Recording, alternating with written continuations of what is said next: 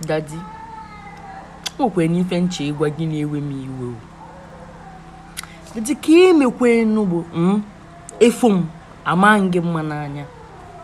Kama ị ga-agwa m nwa ọma achọrọ m ịta gị. Ihe a bụ a very simple thing, Daddy. Ị ga-agwa m nwa ọma achọrọ m ịta gị.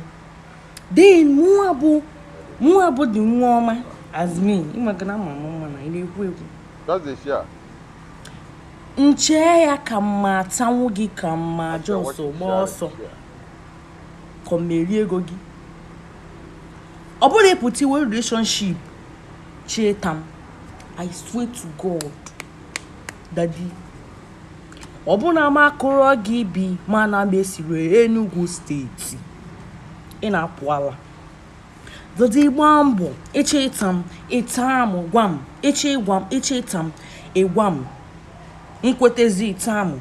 You are very free, but Daddy eji na relationship wee chetam.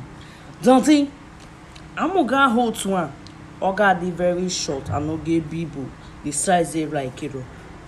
Echetam ịgwa m ọ bụ na nkwete. We move. But ọkwa ifu iwe relationship chọrọ ịtam, Daddy, nga ka oge ebe ịma like n'ụwa gị. Even your future husband, future wife of fear, ọ gaghị like ya. Daddy, nwa ka isi ekwu okwu. Ọ bụrụ nwaanyị ọbụla efu ka eche ịta. Eche ịta m ịgwa m, ọ bụla eche ịta m iwe relationship jide ya maka tọndị ịgbagbu gị.